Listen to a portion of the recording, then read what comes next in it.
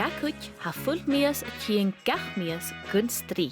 Ach ga bhoireannaich eile ha tripáid an sláinte I tar spúi ar an null bhíos alachga.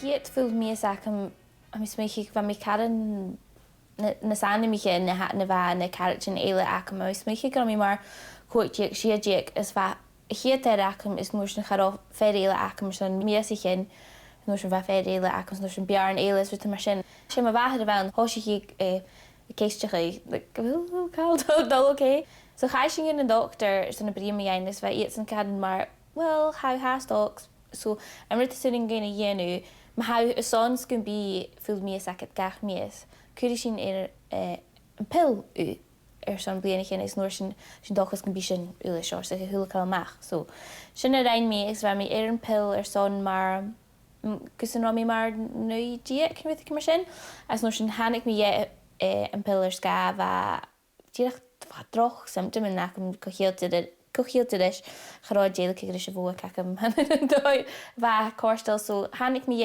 is nuair sin chad noch na period acham rát son Mìos chin so sin nuair sin hóisiigh mi as miniché déthe car sca ham bheit mi tré puberty an nuair sin so chaim mir asking doctor agus chuirtíad trúm okay fuidir hí sin son Mìos na ga hí sin mar ha cúisinagus mar nach iad tíle ráisiking.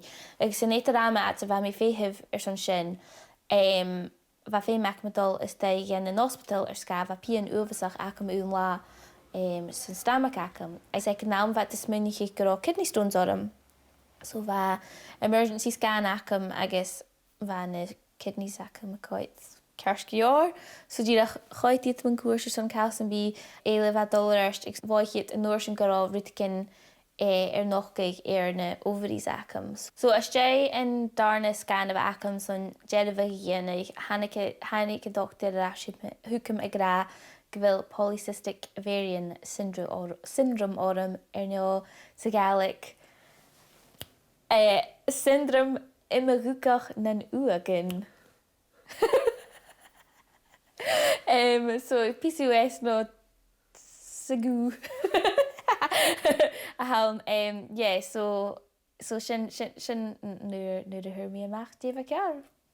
Leis go bhfuil mi féhifir san a bhí adul gan a gynecologist ha mi cycle de 6 sa 7 an drásta agus sunning gut ag cín ina cheo go bhfuil cúisin go má éta dhéalaiste go gach Mìos ach sunning go seo a chlachgaigh son fianna sa chealting gin a doctor acham son taich go bharach ein sa dul am an dochas a visitor taich go. I gaiir.